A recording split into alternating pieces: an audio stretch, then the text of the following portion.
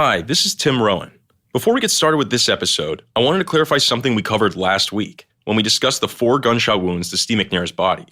The autopsy report classified the shot to Steve's right temple as a contact wound, and the other 3 shots were described as distant shots, meaning they came from a distance greater than 3 feet.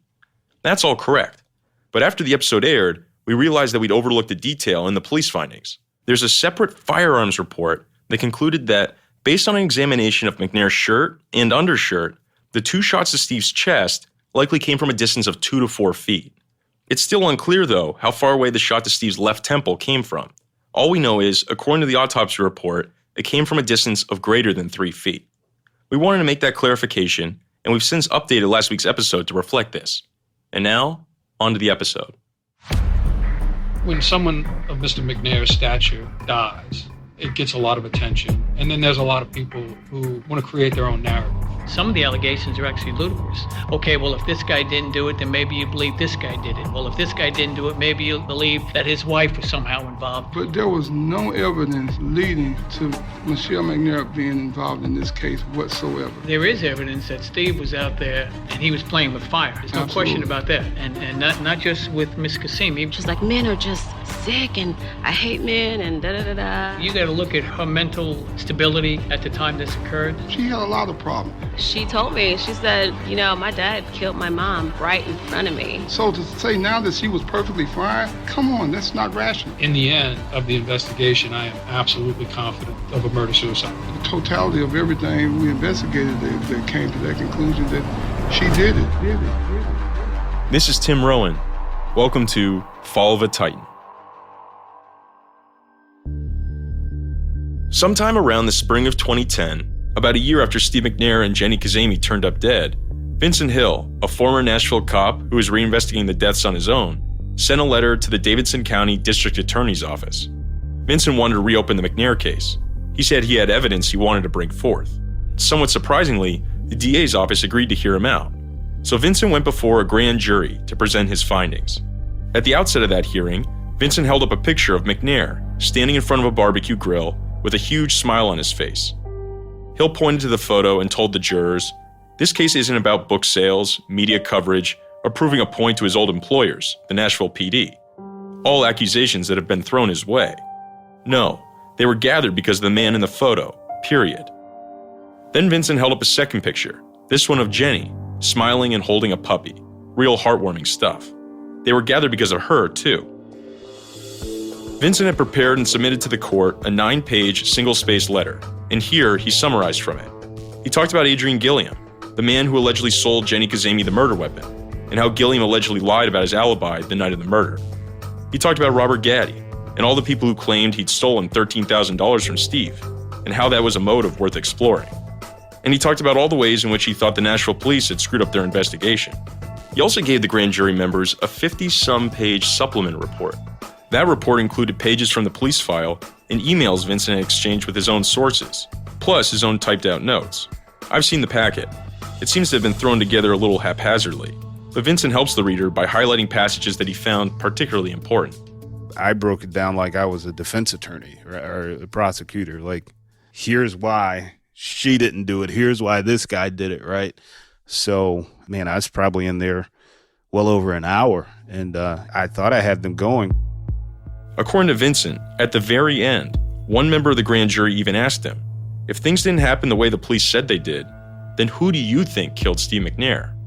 I think the last question they asked were like, well, who should be charged for these murders? And I said, Adrian Gilliam. I said, because he's the one guy that made up this whole BS story about a gun sale, and he was not where he said he was. And I'll say this until the day I die. It was his gun all the way up till July 4th, 2009. There was no gun sale. Ever. And he's the one guy that wasn't where he said he was during the time of the murders. We can account for everyone else. We can account for Steve. We can account for Jenny. We can't account for Gilliam. It's an idea Vincent covered in his first book about the Steve McNair case, Playbook to a Murder. There, he describes how he believes Gilliam carried out the double homicide, every step of it, straight from Vincent's imagination, in exquisite detail. He writes about how he thinks Gilliam probably went over to McNair's condo to see Jenny in the early hours of July 4th, and then turned hostile after she rejected his advances. Remember, Gilliam was trying to pursue a romantic relationship with Jenny. Once Steve arrived home after a night of drinking, Vincent imagines that he and Gilliam got into an argument that resulted in Gilliam shooting Steve twice in the chest with his Bryco Jennings 9mm handgun. Then Vincent envisions Gilliam placing the gun in Jenny's hands and firing another shot to Steve's left temple, before turning the gun on Jenny and killing her too. Vincent has long held the opinion that Jenny was involved in some sort of struggle before she died. The autopsy report notes that she had a few faint bruises on her left forearm and that she had a small abrasion on her left leg. Lastly, Vincent writes, quote, "On the way out of the condominium, Gilliam places one more shot to Steve's right temple and throws the gun to the floor at Steve's feet." To be crystal clear, this is 100% pure fiction. And to be honest, it's not any more plausible than what the police suggest happened. But this was how far Vincent Hill went. He dreamt up a scenario accusing someone of a double homicide without any evidence, and then self-published it in a book. He needed more than that if he was going to convince the grand jury. The Nashville PD had a chance to present its case too. And in the end, the jury sided with the police. Vincent didn't have enough evidence, not enough physical proof. The case wouldn't be reopened. So my rebuttal was, Nashville police will not release the crime scene photos. Right? How can I give you physical evidence if they have it locked down like this? I can't. So, and that should tell you something. Why are they holding on to this like this? But Vincent wasn't deterred. About 5 years later, in early 2015, after a new district attorney had come into office, Vincent arranged to meet with Norris Tarkington, one of the DA's investigators. Vincent knew Tarkington well. He too used to work for the Nashville Police Department. He was one of the lead detectives on the McNair case. And so Vincent knew his chances were slim, but he figured he'd give it a shot, see if he couldn't convince Tarkington to reopen his own case. He seemed attentive, but as far as I know, he may have had the Charlie Brown voice going on in his head while I was talking. But again, to his credit, he listened. He didn't just try to shut me down. He could have easily just said, "No, I'm not having a meeting with you." Part of me thinks it was more of he wanted to know exactly what I knew and how close I was than anything else. There was a part of him when I was watching where he kind of looked like, yeah, we kind of screwed this up, right? But then, when I started asking about crime scene photos, he told me to divert to Charles Robinson, who's still under the police department. So I don't know if he was trying to wipe his hands clean of it or what he was trying to do. But, when I started asking about the crime scene photos, he's like, well, you got to ask Charles Robinson about that. Again, word came back. The DA's office would not be reopening the case. Later, when I sat down with Charles Robinson and Pat Bastiglione, two other detectives who worked the McNair case back in 2009, I asked them, what do they think about Vincent trying to get this thing reopened? He was afforded the luxury of talking to a DA investigator in the DA's office, and they made it clear, unless you have new evidence, because they knew that he had already been heard before with the last DA. Unless he had new evidence, that's the only thing they wanted to hear about. He could not bring in the new evidence. But they sat down and talked to him to see what evidence he had, and he had no new evidence. It was just all speculation. Well, not that he didn't have any new evidence, he didn't have any evidence. Right. That's very important. He had speculation, right, and theory. That's right, what he was going with. Right. To this day, I think he's still trying to push whatever agenda he's got. I'm not really clear on what it is. But we reviewed it every angle that could possibly be reviewed, and anything we can dispute every single thing, every allegation, everything he says, we can clearly dispute. So that's not an issue. Over his years of investigating, Vincent has poked plenty of holes in the police narrative, many of them raising valid questions. He has an alibi that doesn't hold up, timelines that don't make sense, people with motives who are given little or no attention in the investigation. What Vincent's never done, though, is present solid evidence supporting some other version of events. For what it's worth, Vincent believes that evidence exists, but that it's being withheld from him. And they keep going back to, I don't have any physical evidence. But my argument is, well, if you let me see the crime scene photos, I guarantee you, I can show you how this doesn't match up. They won't give up those crime scene photos. Like, what are you hiding? Like, I can get Michael Jackson's crime scene photos. And Michael Jackson was 30 times bigger than Steve McNair. I can get his crime scene photos. I've seen his naked body, as gross as it is, on the bed, but I can't see Steve's? Come on, what are you hiding? I too requested to see those crime scene photos, and the Nashville police declined. Those pictures have not been released, the police said, quote, out of deference and respect to the McNair children and Miss McNair. By Miss McNair here, Vincent assumes they mean Michelle, Steve's widow. Remember, Lucille McNair, Steve's mother, wanted to see those photos. She apparently asked for copies when she traveled to Nashville with Dr. Alvin Simpson and a few friends back in June 2011. Doc says that during that visit, they were told that Michelle had requested that the police not publicly disclose the crime scene photos. I reached out to Lee Pope, who works as an open records counsel in the Tennessee Comptroller's office. It's essentially his job to explain the state's public record laws. He told me that this situation was covered by the state's Postmortem Examination Act, which makes it a criminal offense for anyone to release images of a deceased person without the consent of the next of kin. In other words, if Michelle wanted to block the release of the crime scene photos, she could. But Lee also said that any photos that didn't include a deceased person, in this case, any pictures that didn't show Steve or Jenny's body, should be available upon request under the Tennessee Public Records Act. I sent the Nashville PD an official request for those photos, and I never got a response. In essence, I'd hit the same wall Vincent Hill had. He believed that all of his questions would be answered if he could just get his hands on those photos. You can imagine how Vincent felt then when the grand jury declined to reopen the Steve McNair case. He still remembers calling Lucille McNair to tell her the news. I was standing at Comdata by elevator, and I called Lucille, and I was bawling, crying. I told her I failed her, and she said, well, you didn't fail because you're the only person fighting for Steve. But I felt like such a failure. Vincent may have felt like a failure, but imagine how Lucille felt. She had questions about her son's death from the beginning. She confronted the police, she hired this private investigator to look into the case, and she wasn't any closer, it seems, to getting the answers she needed. I needed to see how Lucille felt about all of this. And so, in the fall of 2017, when Doc Simpson and I took our first trip down to Mississippi, Doc brought me over to Lucille's new house, across the street from the ranch.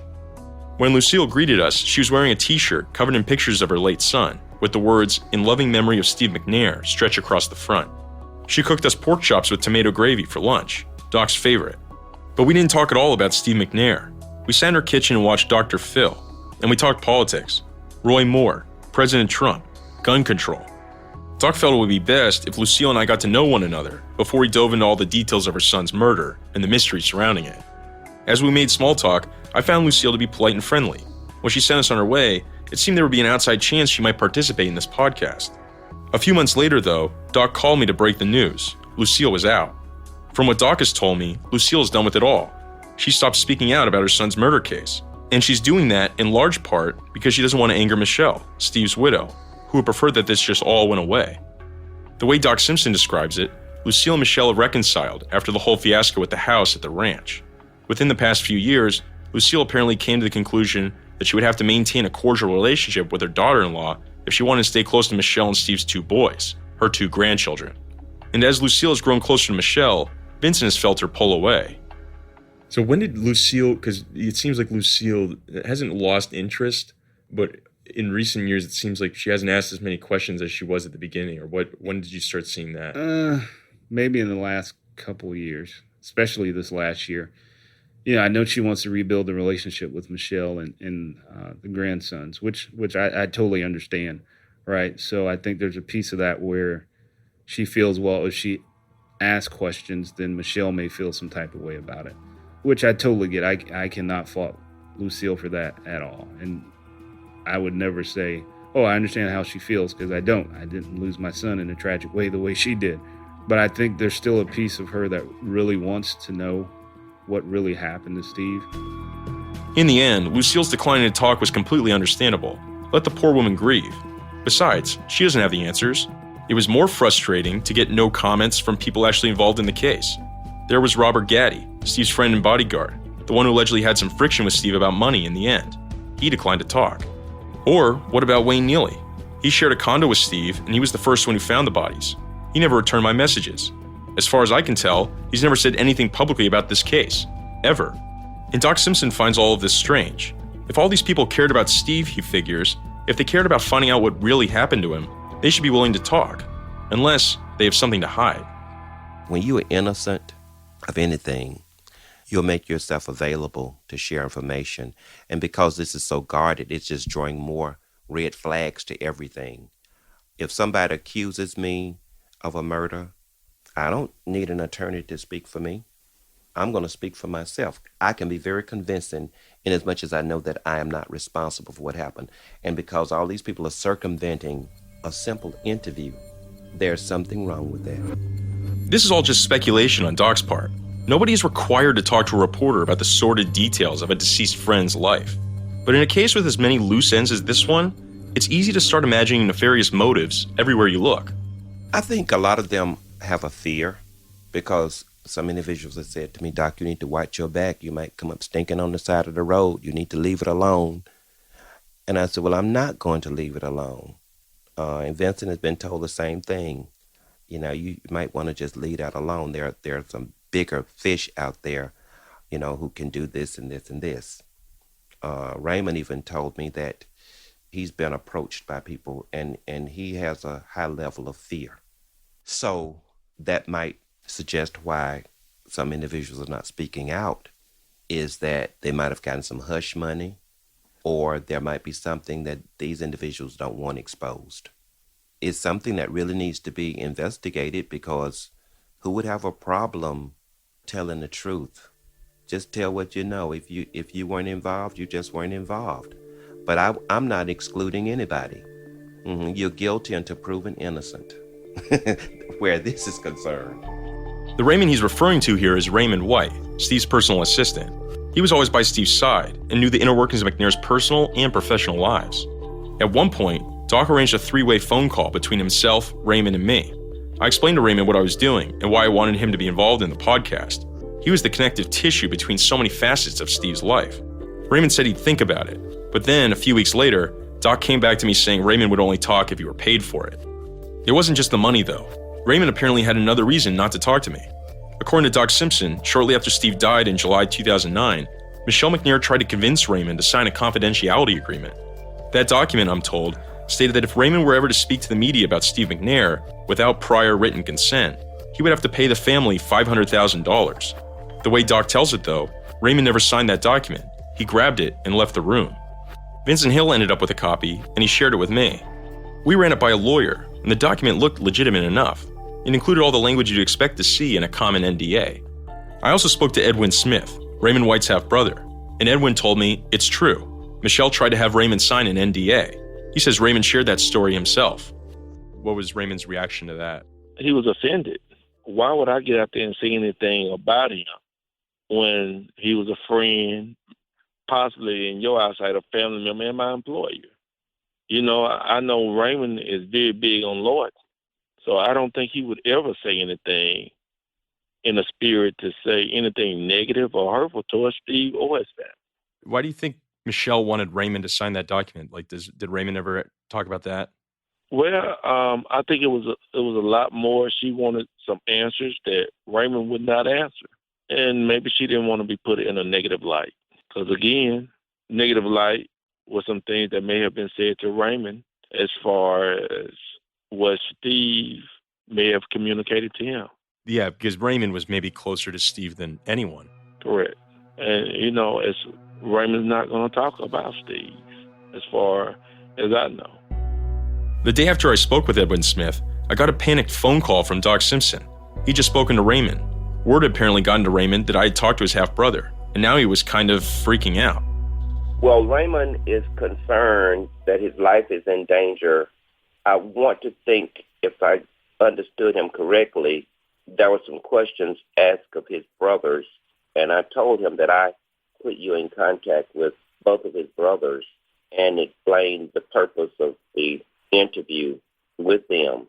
So I'm not sure exactly what precipitated all of this, but he mentioned that never been any validation in terms of who you are, and asked me that I have a business card with information regarding who you actually work for, and that you were freelance and selling stories to Sports Illustrated and others, and that some state police person or somebody he talked to made contact with Sports Illustrated and said that you were not employed there, and he feels as though his life is in danger by things that are being disclosed with relationship to Steve's murder, and that I too might be in danger because as people are hearing what is being said, there are some people who might be disturbed by information that would be otherwise not made known to the public. This was a new one for me. Doc said Raymond was afraid that his life was in danger, and he suspected that I was not, in fact, a reporter for Sports Illustrated. Doc had seen Raymond behave like this before, and he believed a lot of Raymond's skittishness could be traced back to that confidentiality agreement that Michelle had allegedly asked him to sign all those years back. He said to me when he was here, he said, Doc, if I come up dead, go to the appropriate officials and let them know that Michelle had something to do with my death. Said that I'm being followed. And in the beginning, I internalized it to be some type of paranoia and didn't really pay a lot of attention to it. But it became a reoccurring theme with him. And that was a second time that he came to Atlanta and called me and asked me to meet him at the airport. I was headed to church that morning. So I went by the airport to pick him up, and he said, there's somebody following us. So I said, Raymond, why would you have me pick you up if you were in danger to put me in harm's way? And that's when he showed me his guns. He was dressed in fatigue wear, and he had me to drop him off in the woods. It was a wooded area leading to where I was going. And he got out, and I didn't hear from him again until maybe a month or two later. And I never got the complete story behind all of that. But he changes his phone number almost every 30 days to avoid people being able to keep up with him. And he stays in any one place. Each time he comes to Atlanta, he'll have a different number for whatever reason so that no one will be able to track where he's going. And I don't completely understand it, but it is what it is. And, I respect him for what he's feeling in terms of his paranoia or emotions about what's going on, because there are some things that I don't know if that might be guiding forces to his behavior. And so you just picked him up at the airport, and he showed you that he had a gun. And that was 2015. I never asked him any more about that. But each time that I talk to Raymond and the issue of Steve's murder comes up, he's always expressing fear of what can happen to him and fear of what could happen to me. But I said to him, I said, Raymond, I'm just not going to be quiet is the issue. I feel compelled to be his friend still in death. I won't speculate about why Michelle may have tried to get Raymond to sign an NDA, or why Raymond feels so paranoid about Michelle. I've seen absolutely no evidence that connects Michelle with Steve's death, and her desire for silence might just be that she'd rather avoid drawing attention to the fact that she was a jilted wife. But I think it's fascinating that this paranoia exists at all, that it's out there. It speaks to something widespread, really. I interviewed so many people who felt like there was something deeper going on with this case, like there was some larger conspiracy. I heard speculation from one source that Steve may have been involved in an underground casino in Nashville, and that it had something to do with his death. I heard that somebody may have knocked him off in lieu of paying back a large loan that McNair had given out. I heard Steve had slept around with the wife of someone we talked about in this podcast, and that person maybe ordered a hit on Steve. I heard so many more of these things, and they're all unsubstantiated rumors. But the paranoia, that's a real thing people are still dealing with. I get the feeling that if Raymond were to spill the beans about everything that he knows, he probably would need to be in a witness protection program or something. And that's why he said emphatically, if he's not fairly compensated, he's not talking at all.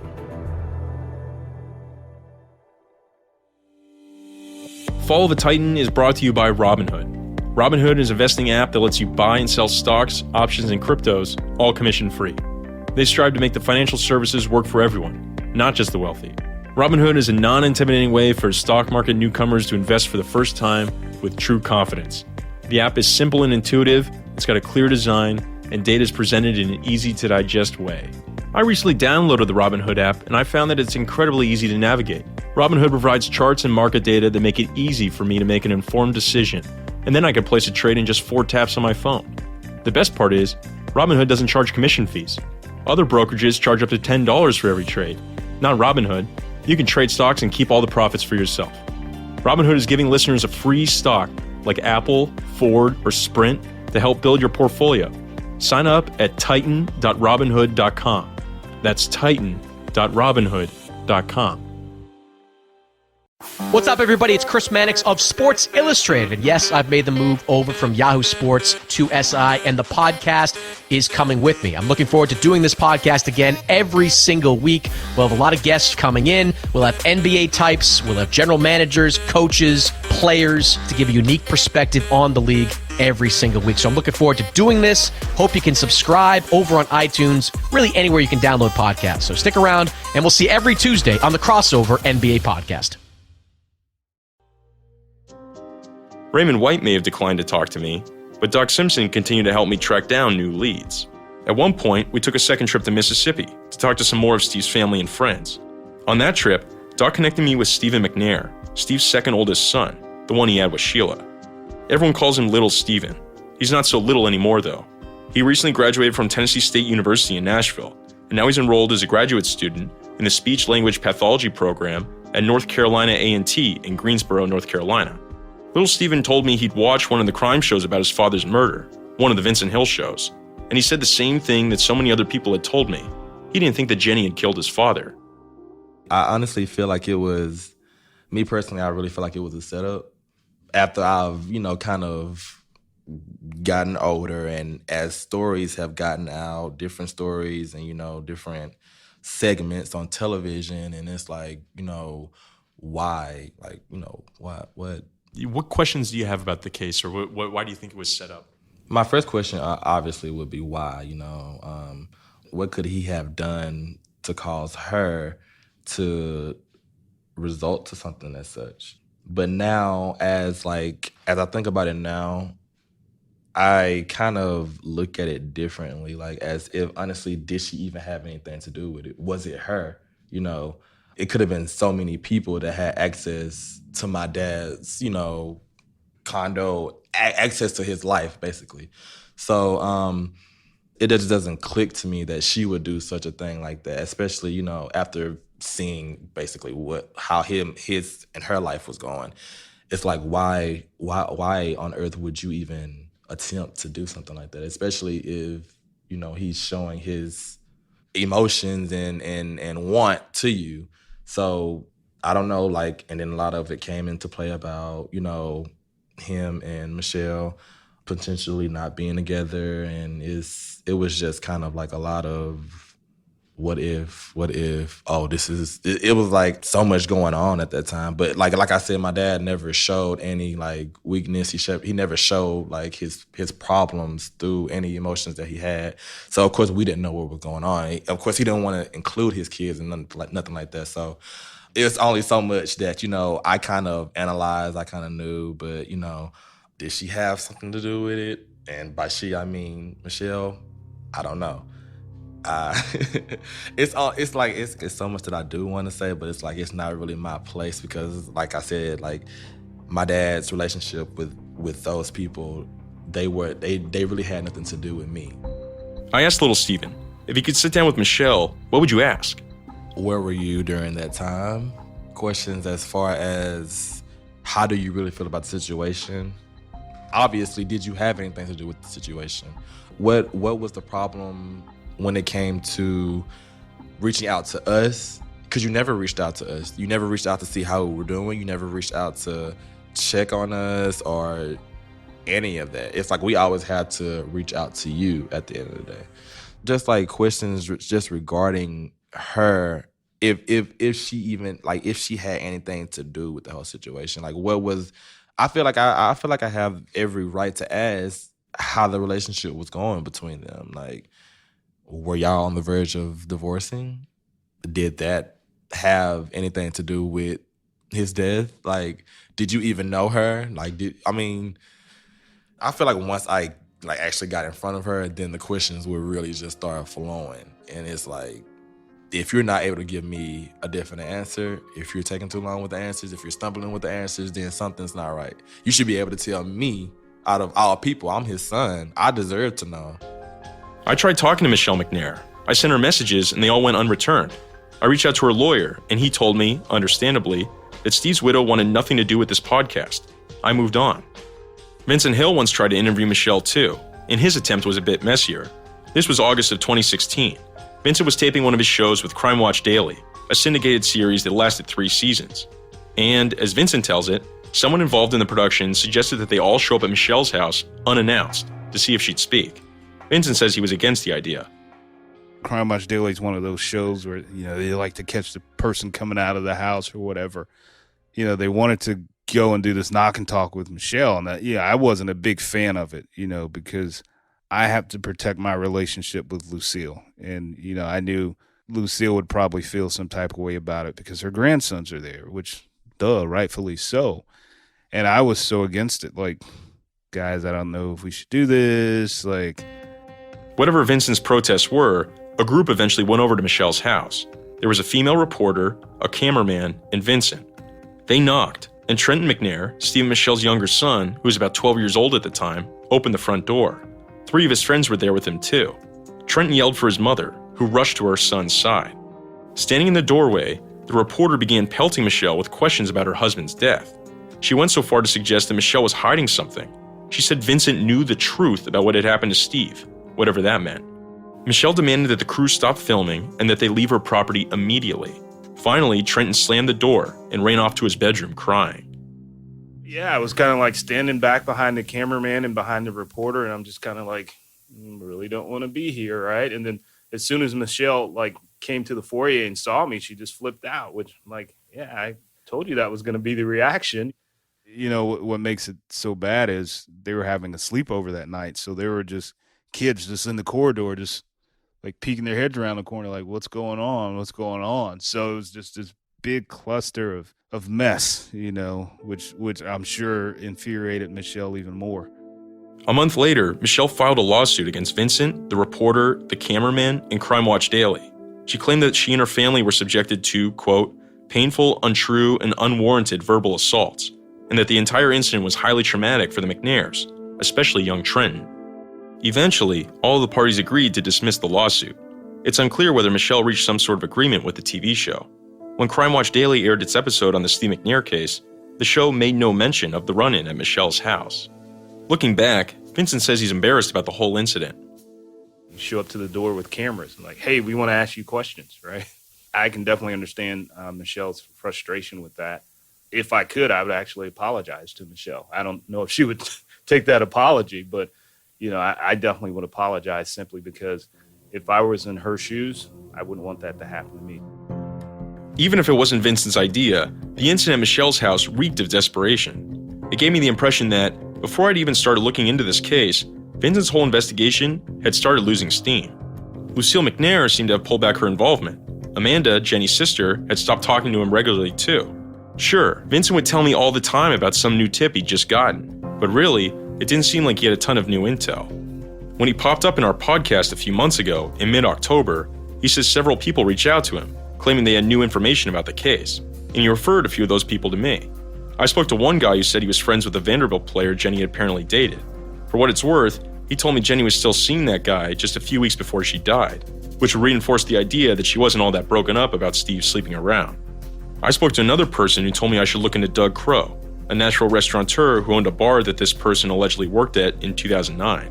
McNair was close with Crow toward the end of his life, and the two men were together on the night of July 3rd into the early hours of July 4th, just before Steve died.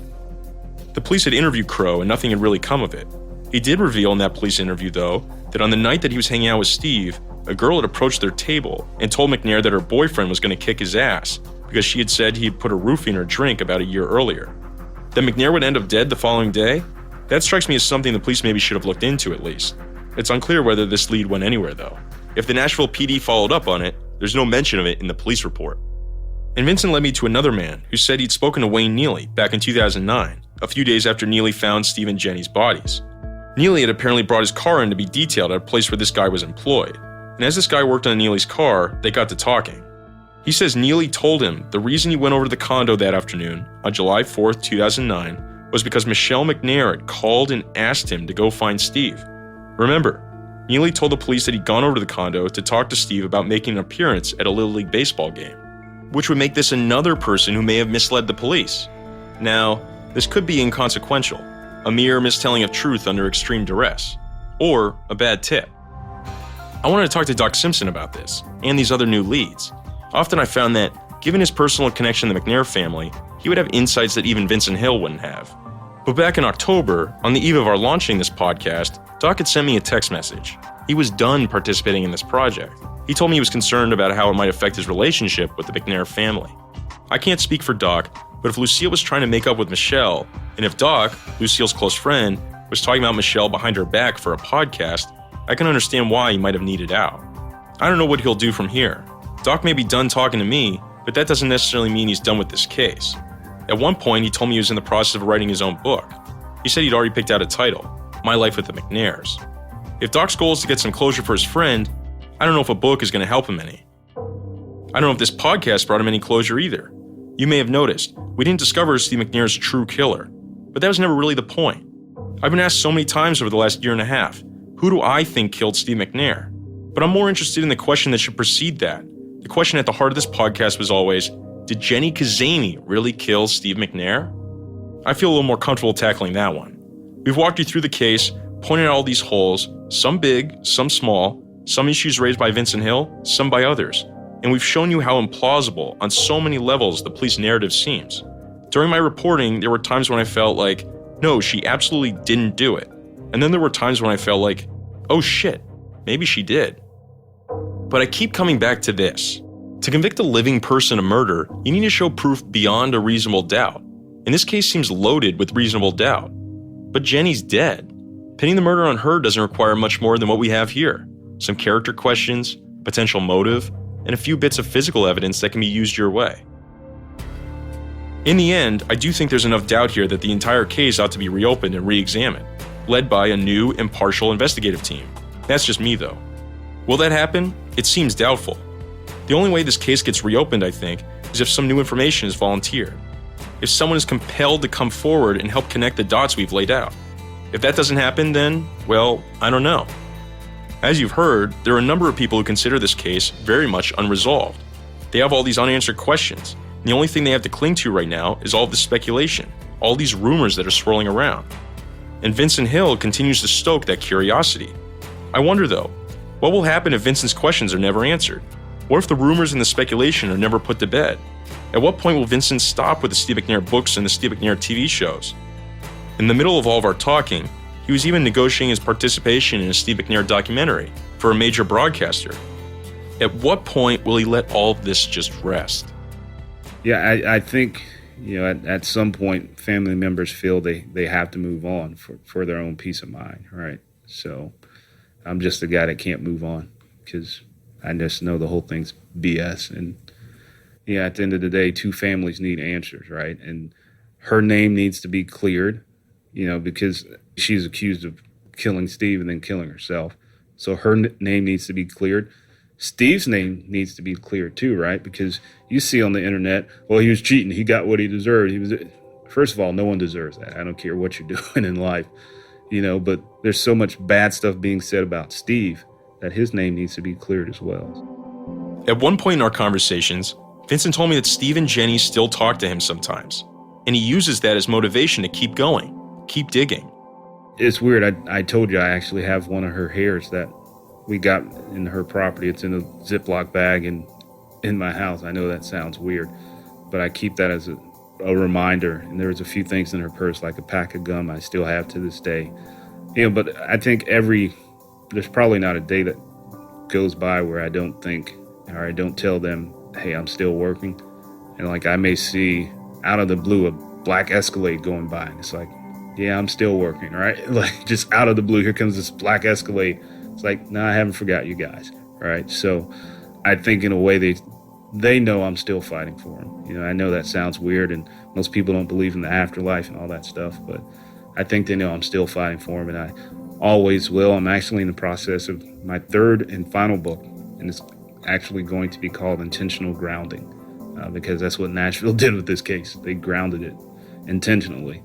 There's going to be a whole lot of stuff in there that no one's ever heard before, and it's just going to open people's minds up even more. Like the last book, Incomplete Paths, a lot of people were like, wow, I had no idea. And just wait till this new one comes out, because it's going to be a mind blower.